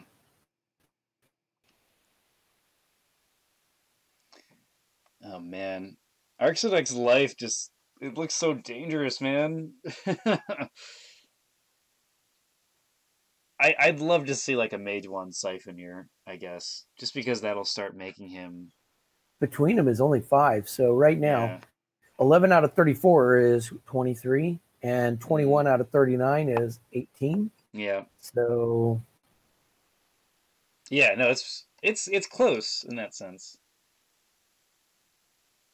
Let's see. Okay. All right. And it looks like they're done planning. This has been a weird match, man. Both spawn points down. And just sort of like, we're in this weird late game where both mages are trying to figure out if they can kill the other one or what. And it looks like Arxiducs is going to pass his quick cast, and we see an enchantment go down into Slavborg. That's interesting. Could be a glancing blow. Could be anything. I mean, really. Block. Yeah, it could be block. But if any of these are blocks, if he does the zone attack, those are unavoidable. Yeah, no, that's a good point. All right, Warlock's going to spend his action. Quick cast here, and it looks like we're going to see something go down on the Direwolf. Oh, it's an enchantment. Oh, it's an enchantment. Yeah. Well, there's a rise again. That would be a great rise against choice. I mean, you have the Bloodthirst, you have it anyway, and if you get the bleeds out, great. And he's doing the tail swipe. Let's see what happens here.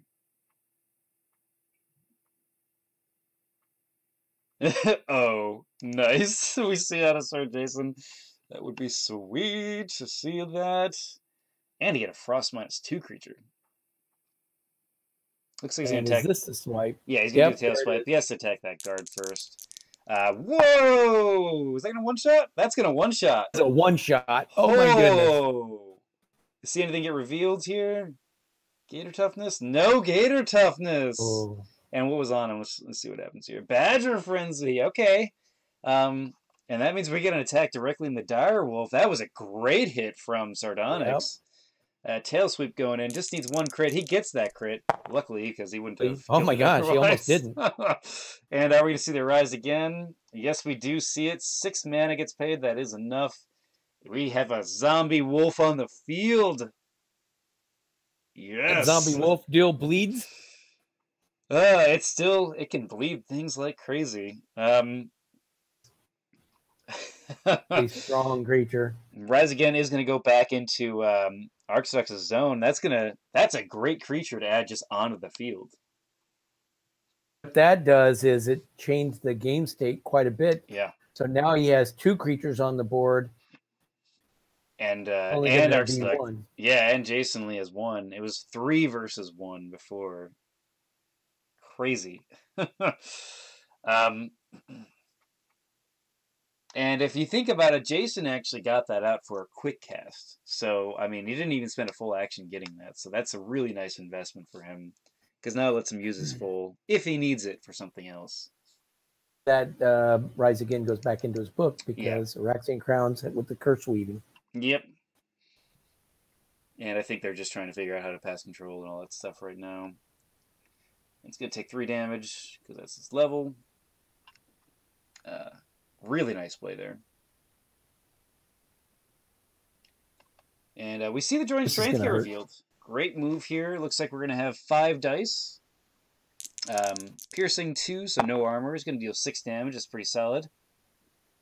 That's rough. That's a third of his remaining life. Yep.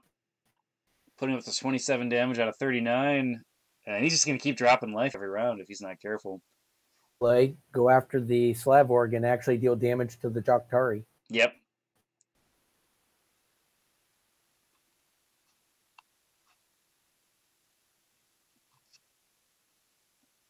Let's see what Jason does here. Or, I'm sorry, Arxiducs. All right. Arxiducs has 8 mana here, so... I mean, I would... could be a fireball, but... I'd love to see, like, a Deathlink go down.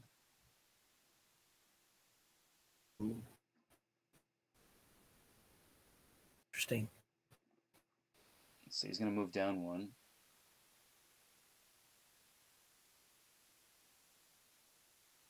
Initiative next round, so that might be why he's moving too. Mm-hmm.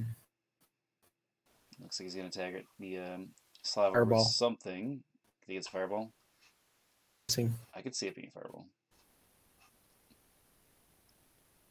I mean, a Deathlink... Oh, it's Flame Blast. Okay. Maybe he took that because if he didn't kill for whatever reason, he wanted to make sure he had it. Looks like 2 damage is going to go through and a burn. We all know those burns are working out. Looks like 1 damage should get transferred. Onto the Jok'Tari? Yeah, strength. Oh, and the Deathlock goes down! That is great. Okay, that's going to put a bigger clock on Arxiducs now. Oh, this is awesome. Yeah. Oh, man, this is going to be great. And that's going to spend all of the Jok'Tari's mana, so, you know, we can still attack spell and stuff like that, but, man, I don't know who's going to win this. I want to say Jason has the advantage, but, because all he has to do is sit in the corner, he's going to win. But, like, I don't know, man. So this will be the round we see the Sacrificial Altar come out. Yeah. Yeah, that'd be a good turn. Just to sort of be like, I need to deal the punch of doom, you know? So he'll get Piercing 8 on the Direwolf zombie attack. Does that grant slow? Yeah, the zombie is slow. So that is a little unfortunate there. You could, I guess, sacrifice the Direwolf and get an 8 dice, but... He's not going to do that. Yeah. Either way, I like the Deathlock play from Jason. That was a solid move. That was certainly unexpected, but that... Yeah. Do the Warlock and go, here you go.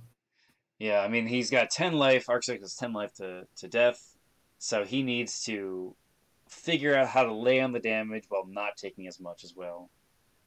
Not initiative. Oh, it's not his initiative. I mean, luckily that Enfeeble is still doing work there, but you got to worry about Slavorg now because, you know, 5 dice, I mean, that could kill him. You know, that's always scary to look at dice and say, like, all right, if he just gets lucky, I'm dead, you know? Bones for quick cast for him. Yep.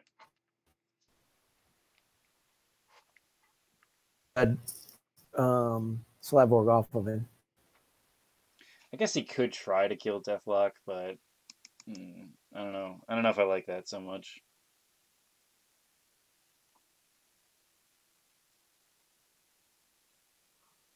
Race and him and the Slavorg and try to race over and bring all those 3 creatures over and try to finish off the Jok'Tari. Yeah. I mean, a good teleport or 2, and you could definitely be in position for that. This is such a weird mode. Teleport Sardonyx over there into that zone.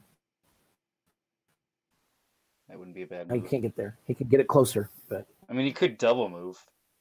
You double move and then teleport Sardonyx over 2 squares and get it within range of the Jok'Tari, and then it could just move in and.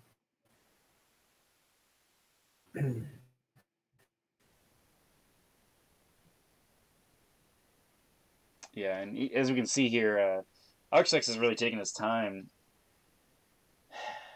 I don't blame him. This is like you have so many different mana. options here, and none of them look like a good bet, so you have to just make a choice. Right.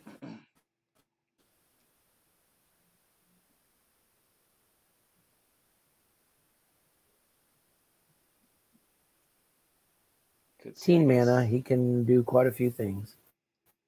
Yeah, they both definitely have a decent amount of mana, so there is that.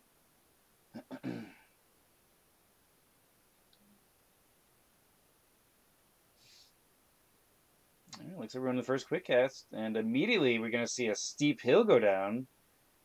Um, just wants to make sure that Deathlock cannot be meleeed. Right.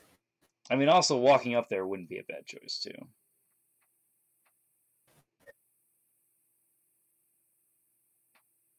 Interesting play.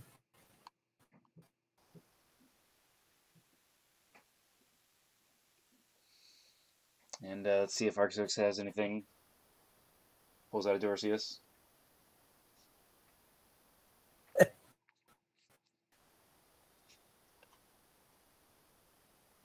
And Arxiducs is thinking about it. So, well, this is have changed his play. I mean, do you go after Slavborg? You know, you get some damage transferred. You probably will kill him. You don't go after it because you're not going to kill it. Yeah, I mean, that's why the Wall of Bones. excuse me.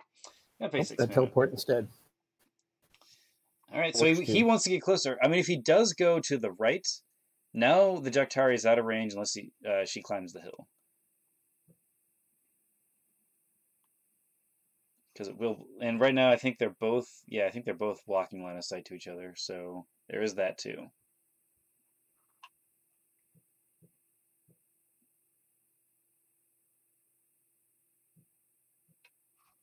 All right, Slavborg's going to take his turn. This is like a really intense round here. Okay, and what's Slavborg going to do? I mean, if he moves into this zone right here to the right, then the Direwolf has to attack Slavborg. But thirsty. Yeah, looks like he's going to try to avoid that. Mage, though. He's going to get a guard. Agrax, a spectator, commenting. Would you pay the mana for the guard here? No. Yeah, I don't think I would. No, I would not. Because, well, interesting. He's going in. I mean, he wants to deal the damage to Jaktari, too. Exactly. So that seems like a mistake to me. I mean, you can't rise again, this guy. So, it's definitely not that kind of play. He gets 6 damage. 5 that's going to go through. 1 to the Beastmaster. Seems like a mistake to me. But then again, if he removes this threat, it's still going to kill him. It's tough. So, yeah, I mean, like really any move, I'm like, I don't like any of these moves. You know what I mean?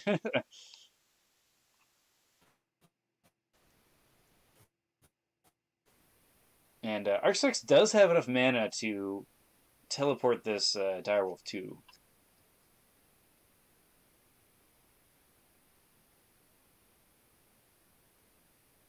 But he won't have the actions really to make it so we can attack the Jaktari. Man, tough game. Yeah. All right. Be moved. Yep. Moves 1. And Jaktari's going to spend the whole action moving up. Yep. Ooh, and now Arxiducs gets a free hit here if he has something there, or a free curse. Oh no, I'm sorry, he has Blur, doesn't he? He has Blur.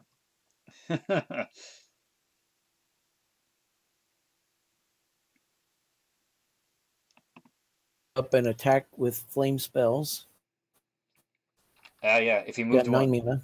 If he moved 1. And no, he's going to get away from that range there. Choosing to punch Slavor, it's going to be 3 dice against 2 armor. So he's out of range 2 now. Yep, and it's going to be 2 damage. Not bad. And it is his initiative next round, so Slavor could kill, or I'm sorry, Sardonyx could kill Slavor. It went onto the Jaktari too. Yeah, there it is. And that push by making these attacks on this creature. So I guess that's not a bad play too. Seems like free damage. Man, just the this life clock cost is destroying it. This clock is so brutal to watch. Like, just Arxiducs slowly dying. Luckily, he took care of that bleed before the deathlock went down. So he's only going to have 27 damage out of 35.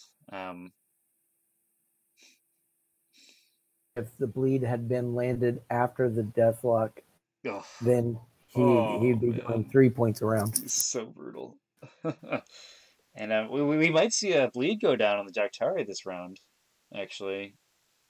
Because the steep hill, it'll be 2 rounds. Yeah, he's out of range for the minor teleport.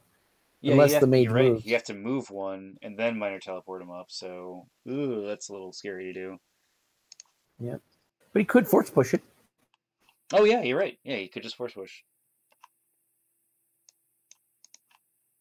Is it rise again? Interesting plays. Man, this is really intense to watch. All right, it's a very intense game. I tell you, this game certainly didn't go like we expected. Yeah, no kidding. I was like, all right, we're gonna have a lot of equipment out of this warlock. We're gonna see a lot of creatures, and I guess we did see creatures, but you know. Nope, we don't see but a couple creatures and a big Sardonyx. Yeah. Sardonic. I was not expecting that guy, man. At all. But that's fun. Part of why we play these matches. I really enjoy watching this. Like, normally I kind of write off Sardonyx. I'm like, it's kind of a weird play. You know, you don't really get the damage out, but he's really using it well. Got rid of a ton of creatures. I'm like, yeah, he sacks 2 life around, but he's getting usually a ton of damage out of that. And like for a while, he was getting 15 dice, so that's a lot. Mana, could he have not used it in a couple actions and just killed things on his own? With the 24, that's a good point. Or I mean, gotten a draw Ring of Fire. Yeah, that's true. I mean that is a fair argument to make. I guess with the drama, we probably would have seen the Sphere. It's an undead dragon. What's not to like? I mean, if you can win a tournament match with a dragon, I mean, come on, you know? That's true. Everybody tends to hate on the Sardonyx, but if it wins a tournament match, then they're going to go, It's like, well, it is possible. If you build a book around it. It is possible.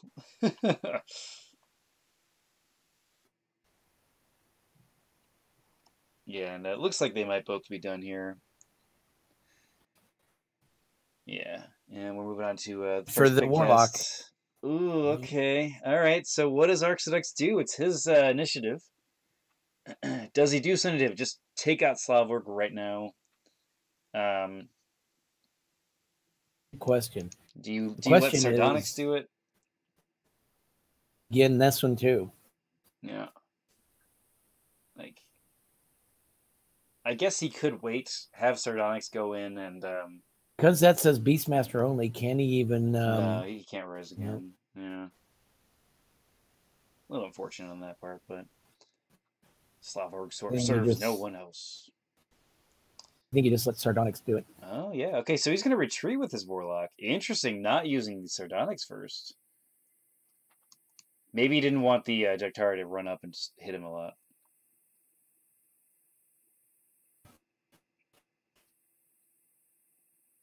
And what are we going to see here? A curse? It does damage. If it's rise again, it's not going to attach. That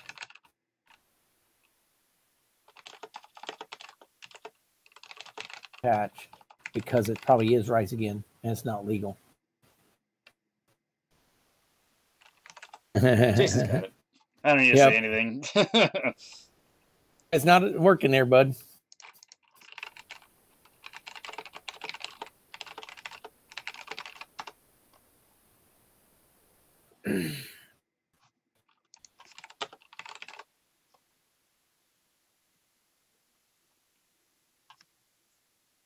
Oh no, looks like he might have misplanned. Oh no! Oh man, if that ends up losing him the game, he is going to be kicking himself over that. Oh, Jason's saying swap it. So hey man, if that's excellent sportsmanship. That's what they want to do. Yeah, I mean I would feel bad winning a game that way, but you know, it's the first round. It's not like this is like a huge first. I think it's first for both of them. Okay. I think so. Arxiducs is saying no. Okay. So very sportsmanlike in both players. I love playing these types of games, man. Mm-hmm. Where they both just want to play this right. Yep. We see the fireball come out. Yeah. Solid move here. It's not The like the whole round Doctari. is over. And he is going to end up killing the Slavborg here. So great move. And now he's out of range of the Jaktari. He knows he won't die to some like meteorite or something like that. And of course, Jason does take the damage as well. Nicely done. And he did another point to the Jaktari. Yep. So the Jaktari's got 21 life left. No, I'm sorry, 19. Yep. Looks like 19. So that's going to mean that the ball's kind of in Jason's court a little bit. Like, if he moves out, if he doesn't move out, like, really there is a clock of 2 damage around against Arxiducs, so the choices are tough here.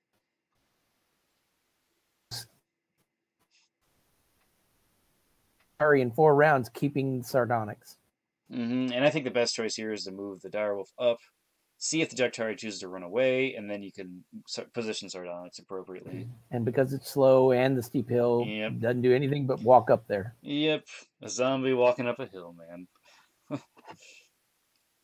All right, and move Sardonyx, and then he possibly could want to get in within range 3. Let's see what happens here. And to note, Jason does have initiative next round, so that Jaktari might be able to pull something out where it's going to be able to hit something. 1 lesser teleport and the meteor. Boom. Yeah. All right. Gonna take his action. Moves 1. Okay, so he's going for something. He might try to end it right here. Where you see Gloves of Skill come out. Okay. So he's probably going to wait till the next round to just make sure he can do the kill. Right. And we see the bow come out. Great choice. I mean, this bow is so powerful. And he doesn't get the animal bonuses, unfortunate, but, you know, if he has minor teleports or something, he'll be able to move around easily.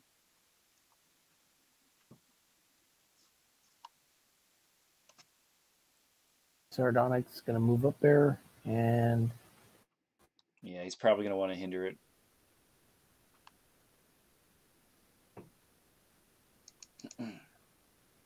I'm going to be hunted. Looks is a good guy. All right, and should he have moved it 1, and then I think double movement is the way to go. I mean, if he moved to 1, then he would have seen go down probably. So I don't know. It's tough.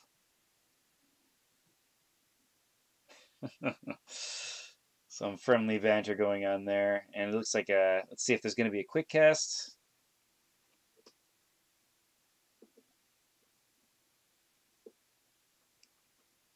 Let's see what this last one.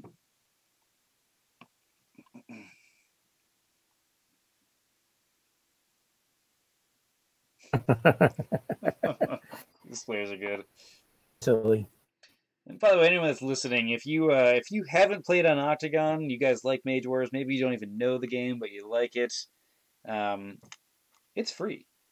And we have a great community. We have a Discord chat, and this kind of friendly stuff. Tons of different people, all friendly like this. So if you guys want to ever drop in, check it out. It's a really solid game, and if you like it, maybe you buy the game and play with your buds. But anyway, we're going on to the next round here. So it's going to be 27 damage for Arxiducs. He's going to go down to 33 life. Leaving him with 6. Yikes. Yep.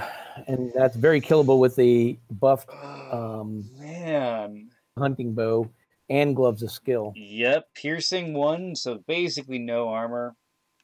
Hawkeye with his archery skill. Mm-hmm. Oh, 6 dice, and you get to re-roll it. It's totally killable. This is really dangerous for Arxiducs. What would you do here if you were Arxiducs? With the quick cast? Yep. That's a great question. This would be a prime time for a reverse attack. Yeah, he's got 25 mana, so that is something he has going for him. So pretty much whatever in his book he can do. I guess I would like to see. He could put out the Cloak of Shadows. That'd be a great choice. It'd force a full teleport at the very least, and maybe he doesn't plan that. I could also see double wall. Maybe. Oh.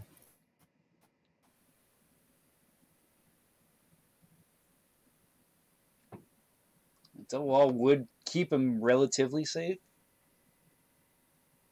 Wall, definitely. I mean, he can't Surging Wave or daze him because he can't target him right now. Wall's here. He could keep the mage off of him potentially for quite a while. Let his creatures work him over. That's true. Yeah, that is true. Now, I know he doesn't have the initiative, but if he did, I would have said a tsunami would be pretty sweet right now. Just push him back up that steep hill. Great. Out of range. So. Yeah, he doesn't have the full action here.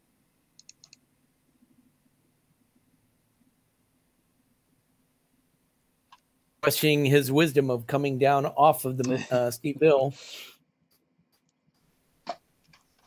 I think actually the double wall might be. It's probably the best plan. Honestly, like Double wall and see if he can't finish these guys off. Because a solid teleport is really what Jason should be preparing. And if he doesn't have a teleport, then I guess he needs to consider, okay, how can I kill you next round instead of this round then? Other question is, if he has a sacrificial altar, does he need line of sight to sacrifice the creature? I'm going to look that up, because I don't believe you do, but I could definitely be wrong. Oh, you guys don't want to see that. It's the standings. He's going to die to his own creature here. I know, soon. that would be so funny. Let me see. Here it is. Build a book with Sardonyx without a way to get rid of him. That's playing brave, man. First quick cast from the Jok'tari. All right, and we're in first quick initiative. You do not need line of sight for Sacrificial Altar, just for reference. That's good. Yeah, that is nice. See how the Warlock plans to... Oh no! Arxiducs doesn't do anything with this quick. This could be it. The lesser teleport, and this is going to be 6 dice. Piercing 1, no armor, basically, because of that. And he just needs 6 dice to win. This could be it right here. He gets a reroll. Let's see how lucky he's feeling today. All right. He's going to get 5 off of this. He's going to want to reroll it. And this is why you do gloves. He gets 1 damage! Go! Oh my god. No! This gives Jason a great opportunity. He's at 25 mana. He's got a Sardonyx that can move in and hit something. This could be curtains. All right. Oh. It's all on Arxiducs. He's got 3 actions. He's got these 2, and then his quick cast next round to seal the deal. So let's see if he does it. Oh man, he's got to get, what do we say, 19 damage. We don't know if there's any armor here. Would suspect that there is. Yep, and he's sending in Sardonyx, it looks like, just to, yep, Cobra Reflexes does get revealed. Great choice for him to try to get out of the 5 dice here. And that'll also ensure that next round he can't, rely on a fireball to kill him.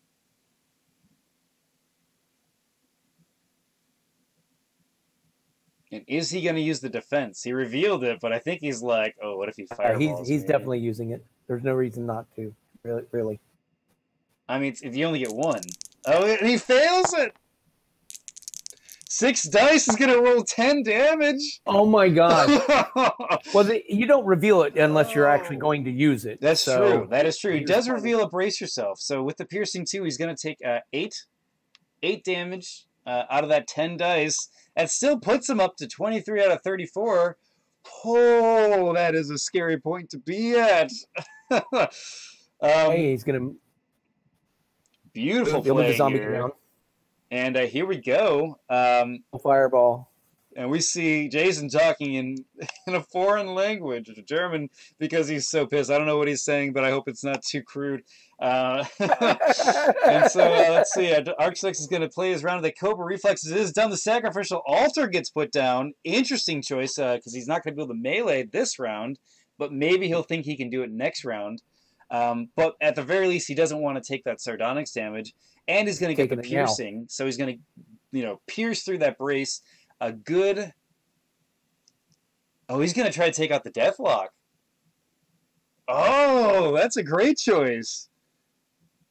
Okay. So he's going to do 3. It's 3 plus 8 with piercing, so he should kill this. 11 dice. If he doesn't, then that's really unfortunate. Piercing. And he's not going to do enough damage to kill it. Oh, that's my crazy. Goodness. Oh my goodness. That is not a dead Deathlock, so let's see if... But that does mean that Arxiducs isn't going to reduce that damage, so he needs to deal a Fireball or something like that right now, and next quick cast... Cobra Reflex. Yeah, and a next class do like a Flame Blast or something, because holy cow. Does he have a quick cast left? Yeah, he's got a quick cast. And wonder what that is. I mean, he's got to brace yourself on, so he's pretty decently protected. So this is a crazy match. Arxiducs getting instead of speaking a foreign language, going to barbarian, just screaming because of the situation.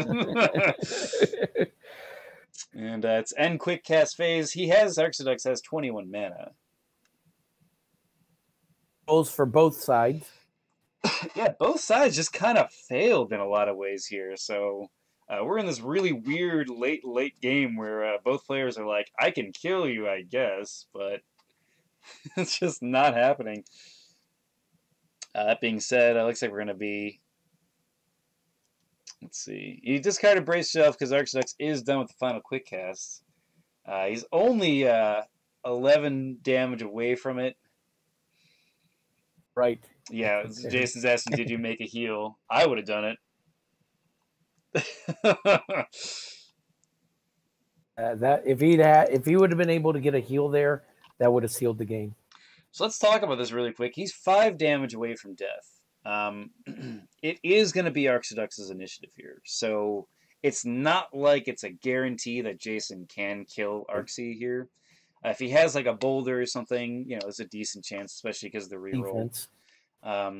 Yeah, but at the same time, the Cobra Reflexes mean that he probably would want a Fireball. So Surging Wave to lay down the slam and the daze for the opponent. Yeah.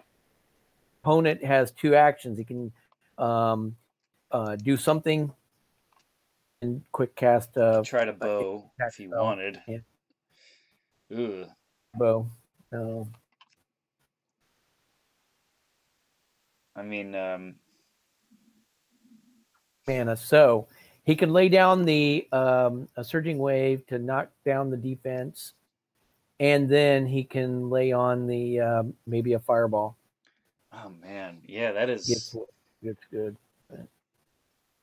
This is such a rough choice. Like, I mean, if he has the quick cast opportunity, Jason might just kill him with an attack spell, which I would not be surprised. We haven't seen many attack spells out of him, so if he just had some killer shot.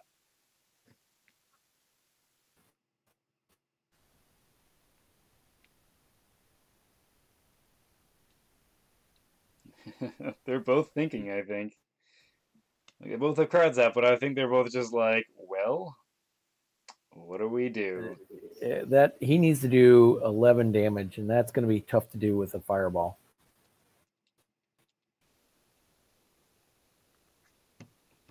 with the Cobra reflexes, I just don't see that working. You know, I would not want to risk it on that. But regardless, here we go into this next quick cast phase. And it is going to be Arxiducs' turn. What are we going to see, man?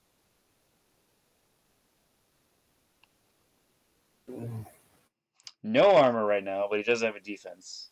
He's got to deal at least 11 damage. Just gonna pull out the fireball and just hope for his luck. Just risk it. You know, I've been pretty lucky. It wouldn't be bad. I mean, I wouldn't blame him if he had nothing else to do. You know? Hurl rock on the other side. Yeah, or something like that.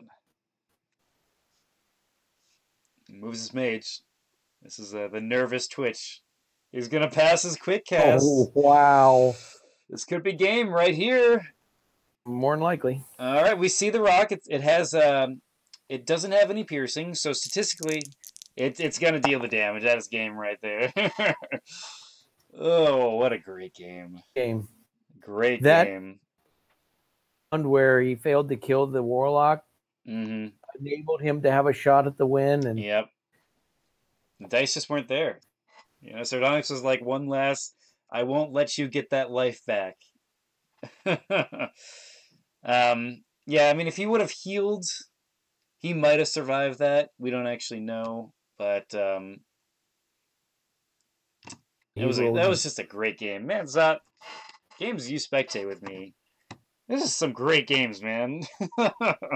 Yep, great competition, right? Great sportsmanship. All right, and he's asking what he prepared. I'll let you guys watch. He's seeking Dispel. I don't blame him there. I would have loved to have seen the Surging Wave out of Arxiducs, but there's 11 dice versus that Deathlock should have killed it. Yeah, he rolled below average. Yeah, 4 points below average on 11 dice. Yeah, great play there, and yeah, I guess we're gonna cut it off here. Congratulations, Sir Jason. That was a great match. Arxiducs, that was also very well played. I really enjoyed watching that. Zot, thank you for joining us on this game. I really enjoyed having you here, man. Hey, thanks for having me, and maybe we could do it again soon. Yeah. Do you wanna say any final words about this game? Congratulations to Sir Jason for a great win, and also to Arxiducs for a really well played game as well. And just look forward to the next competition with both of you. Absolutely. All right. And if everyone watching live, thank you for joining us. If you guys want to keep up on the games, in case you missed some, on the Arcane Wonders forum, in the events section, there's the ADMW 2 thread in the front part of that. You'll see all the games lined up to happen. That's when we're going to be live. And all the previous games that we've done, you can watch them there. And I just want to play it one more time. Anyone that is watching that doesn't play Mage Wars or maybe hasn't tried out Octagon, please feel free to load it up. We have a great Discord community where you can pretty much get games whenever you want. So feel free to check that out, guys. And thanks for joining us, and have a great day.